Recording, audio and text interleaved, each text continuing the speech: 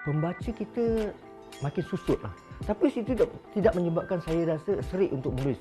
Orang masih membaca, tapi buku genre bahasa Melayu tidak mungkin. Penulis di Singapura, kita tidak membuat kerja ini sepenuh masa.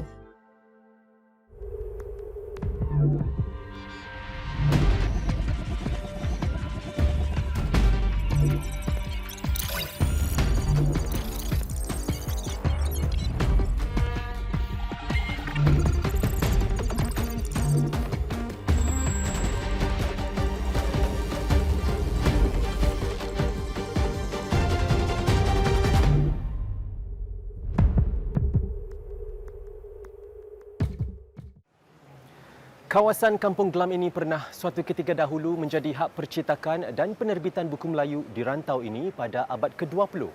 Namun keadaannya berubah pasca kemerdekaan apabila negara-negara jiran Malaysia dan Indonesia memainkan peranan lebih aktif dalam arena kesusasteraan di rantau ini. Masa dan kemajuan teknologi memberi kesan kepada tabiat membaca masyarakat, termasuk untuk buku-buku Melayu.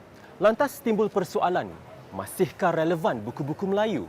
Masihkah ada ruang untuk para penulis Singapura terus berkarya dan menerbitkan buku? Dan apakah yang akan terjadi kepada penerbitan bahasa Melayu jika hilangnya dakwat? Kita ada satu pasaran yang terhad. Dan pembaca-pembaca Melayu tidak ramai.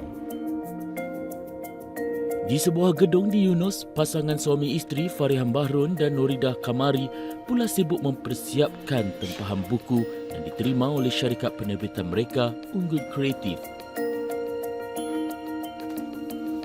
Kalau tidak ada penerbit, tidak ada buku, orang mula kurang untuk membaca, maka tidak ada minatnya di situ. Pada masa kini memang ada beberapa penerbit yang masih giat lagi menerbitkan buku dan kerana ada demandnya lah, itulah kami akan memberikan supply-nya.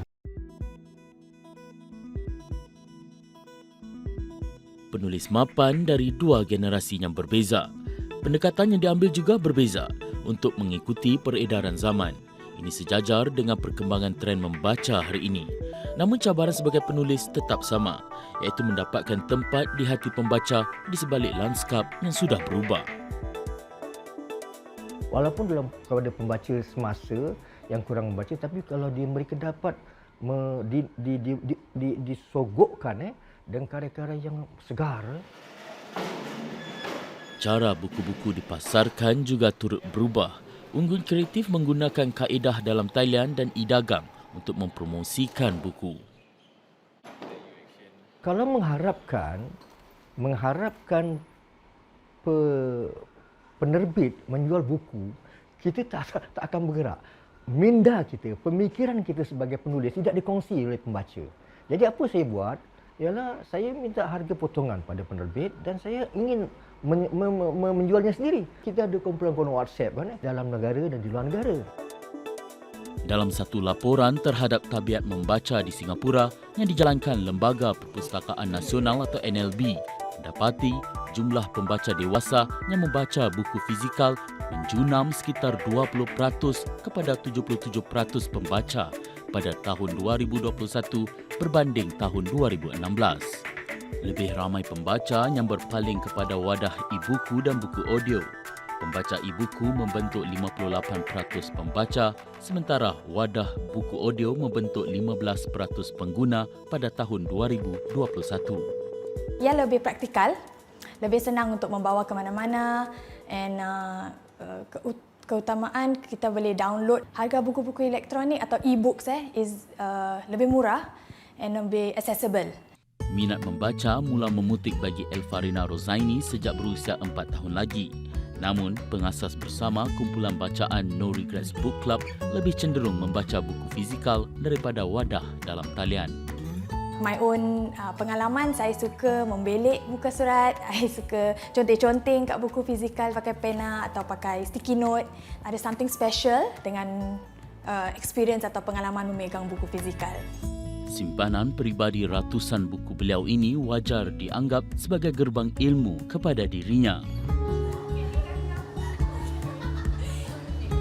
Sesi ini kemudian disusuli dengan perbincangan aktif oleh para peserta daripada pelbagai latar belakang, berhubung isu-isu sosial dan budaya yang dihadapi masyarakat.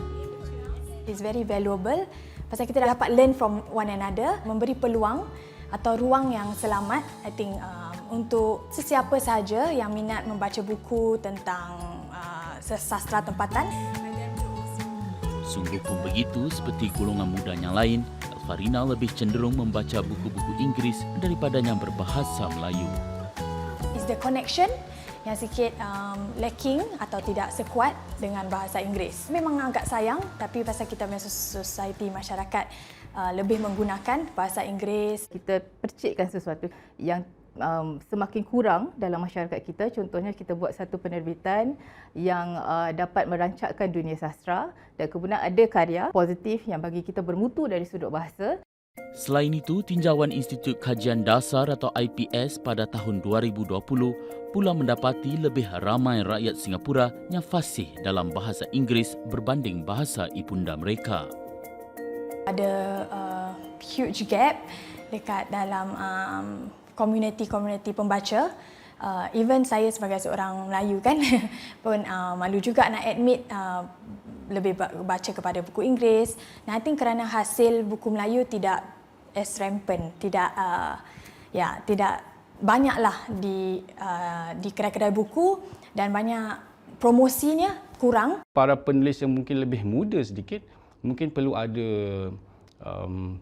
take away lah, give away, tolak ansur sedikit. Ya. Mereka mungkin perlu menyentuh lebih tentang konteks sosial, konteks masa kini.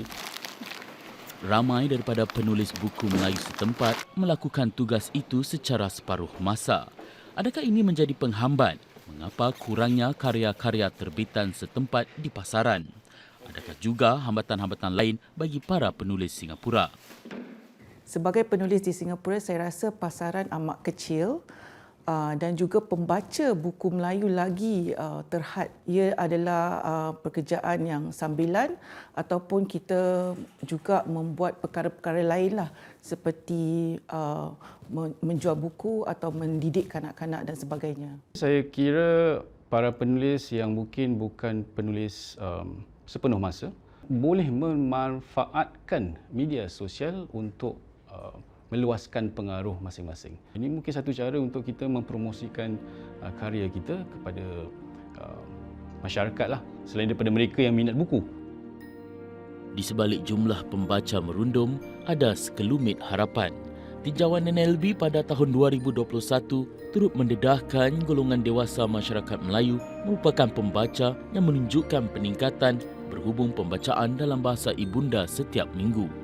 Pembaca Melayu mencatat kadar 83% pada tahun 2021 berbanding 80% pada tahun 2018, manakala golongan dewasa Cina jatuh 71% kepada 70% dan dewasa India pula jatuh 65% daripada 70%. Saya perhatikan bahawa kita ada satu pasaran yang terhad.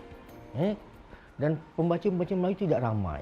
Dan kerana itu saya yakin bahawa buku karya sastra kalau tidak diusahakan secara peribadi, dia tidak sampai kepada sasaran.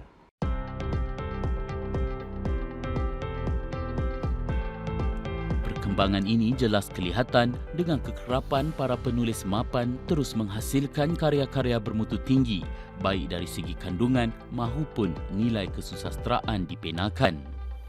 Ada juga yang meluaskan jangkauan selain memudahkan akses kepada para pembaca antarabangsa seperti sastrawan negara Isa Kamari yang menterjemahkan karya-karya beliau kepada beberapa bahasa termasuk Mandarin dan Urdu.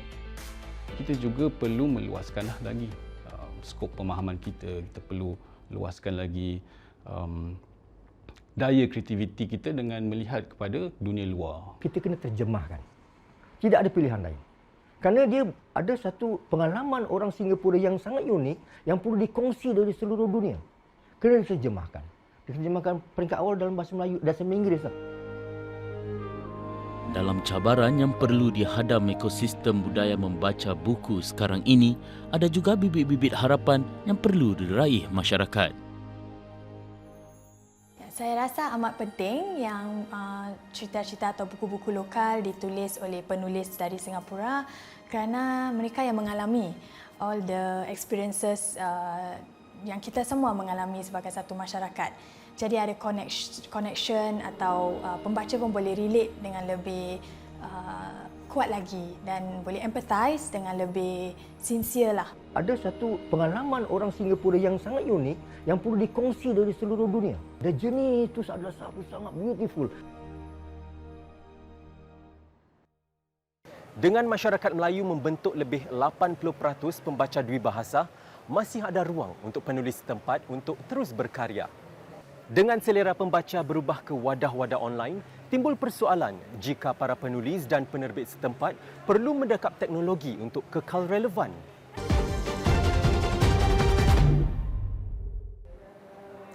E-buku dan buku audio merupakan antara pilihan pembaca buku hari ini.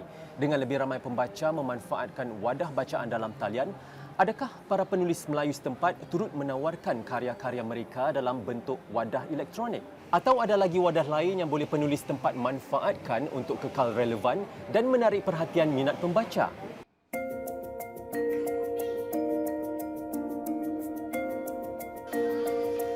Buku ungu pen yang mempunyai kaedah teknologi seperti lagu, AR dan juga animasi, buku yang ada teknologi sebegini dapat menarik minat kanak-kanak baca buku bahasa Melayu. Awan kecil melindungi nenek dan opah.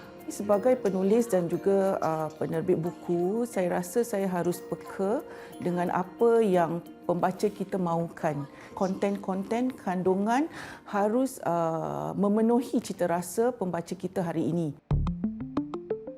Mendakap teknologi untuk kekal relevan dan memancing pembaca untuk bermesra dengan buku Melayu. Ini adalah cabaran hari ini dalam menerbitkan dan memasarkan karya-karya hari ini. Generasi milenial, mereka ni tak membaca buku sebenarnya. Generasi online tu, handphone atau iPad itulah. Buku tu sekadar wadah saja. Satu masa mereka tak perlukan buku itu dalam bentuk kertas, maka diadakan dalam bentuk elektronik. Itu sekadar peralihan wahana. Buat masa ini, kami ada 3 buku elektronik yang kami pasarkan. Tapi sambutannya tidak sebaik dengan buku fizikal. Orang masih lagi cari buku fizikal untuk membaca, untuk masyarakat Melayu lah. Menurut Bibliografi Nasional Singapura NLB, buku novel dan cerita merupakan jenis buku Melayu ketiga paling banyak diterbitkan dari tahun 2001 hingga 2009 iaitu sebanyak 120. Buku bertemakan agama merupakan yang paling banyak dengan 239 judul dan kedua adalah buku pendidikan yang digunakan di sekolah iaitu sebanyak 147 judul.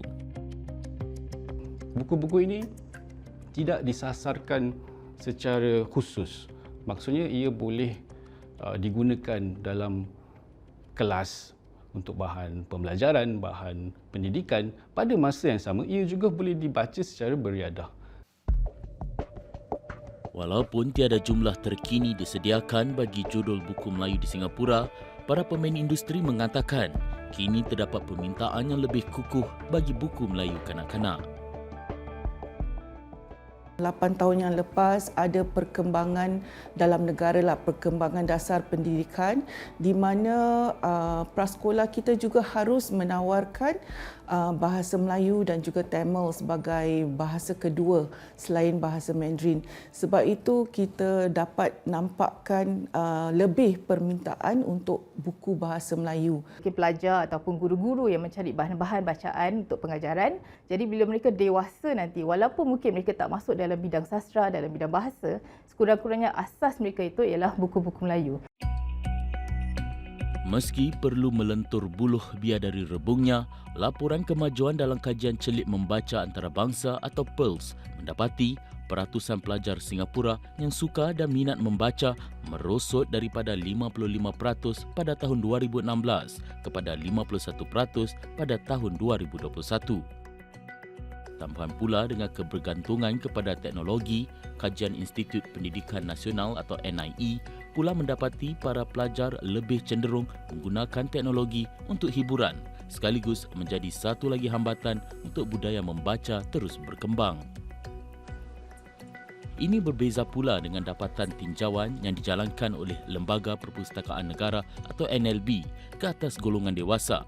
83% yang membaca sekurang-kurangnya seminggu sekali pada tahun 2021 berbanding dengan 62% pada tahun 2016. Namun, wadah dalam talian menjadi pilihan utama. Buku ni saya ertikan sebagai konsumsi konten. Konten itu agak luas. Sekarang ni mungkin masyarakat secara amnya lah lebih cenderung kepada media sosial. Tapi itu bukan bermakna mereka tidak membaca konten yang bermanfaat. Buku tu boleh hadir dalam pelbagai bentuk. Selain daripada e-buku, Unggun turut memanfaatkan teknologi melalui wadah podcast di YouTube untuk membincangkan sastera dan karya-karyanya. Kita masukkan sesuatu yang semakin kurang dalam masyarakat kita. Contohnya kita buat satu penerbitan yang dapat merancakkan dunia sastera. Jadi adakah mungkin sudah tiba masanya buku Melayu perlu juga difikirkan jika harus dilengkapi dengan ciri-ciri teknologi semasa penerbitan semata-mata untuk menarik minat anak muda? Kita tulis kerana konten lah, kandungan dahulu, apa mesej yang kita nak sampaikan. Kita tak akan fikirkan fasa teknologi lah. Jadi mungkin sampai masanya kita menulis novel-novel berilustrasi. Mungkin sampai ke komik. Tapi yang penting ialah bagaimana kita memelihara nilai-nilai sastera, iaitu keindahan bahasa, keindahan teknik, keindahan penceritaan tu dengan falsafah kemanusiaan sejagat. Atas sebab inilah kerencaman kandungan dapat disaksikan dalam buku Melayu khusus buat pembaca muda. Ada buku yang menceritakan kehidupan seharian di Singapura. Manakala ada pula penulis menerokai genre-genre luar jangkaan seperti science fiction dan sebagainya. Kita tidak boleh menulis sesuatu yang mungkin popular masa 30 tahun atau 50 tahun yang lalu dan mengharapkan pembaca pada masa kini suka membaca cerita seperti itulah. Kita kena bawa masyarakat dan penulisan kita supaya dia sejajar dengan perkembangan semasa hari ini. Minta maaf lah ya. LGBT big issue. Suka atau tidak suka, hari ini menjadi isu. Kerana dia telah mula menguasai pemikiran. Kita tidak boleh mengatakan bahawa ini satu isu yang kita perlu remehkan, ketepikan, tidak. Permintaan kukuh ini juga sebenarnya menghasilkan satu perkara positif dalam dunia kesusasteraan Melayu di Singapura, iaitu lahirnya lebih ramai penulis muda atau pembaharu. Malah jika dilihat dalam tempoh beberapa bulan yang lalu, terdapat sejumlah buku Melayu yang sesuai bagi para pembaca muda diterbitkan. Meskipun minat untuk membaca itu semakin berkurangan, tetapi jumlah buku diterbitkan terus konsisten dan bertambah. Saya rasa bagi masyarakat umumnya ialah jangan lupakan bahasa Melayu, iaitu kalaupun kita nak memanfaatkan atau menggunakan bahasa Inggeris secara berleluasa dalam kehidupan kita, tetap berikan ruang untuk bahasa Melayu. Mungkin ada bahasa-bahasa yang mungkin disisipkan bukan secara meluas tapi secara untuk memikatlah hati pembaca, menggunakan bahasa Melayu yang bukan formal tapi bahasa Melayu yang terjagalah, terurus. Bagi para penulis mapan negara, kedudukan unik ini haruslah dimanfaatkan masyarakat secara amnya, baik dari sudut pembaca cilik dan remaja maupun para penulis baharu. Salah satu fungsi sastra itu adalah untuk dokumentasi, untuk merakam zaman. Kita bukan sahaja merakam latar dan masyarakatnya, kita juga cuba untuk menangkap ataupun menyerap zeitgeist, semangat zaman tu. Kita telah kehilangan banyak khazanah-khazanah kita kerana kecuaian kita mendokumentasikan. Kita kurang tradisi pendokumentasian. Kita perlu melestarikan, memertabatkan cara hidup kita yang baik.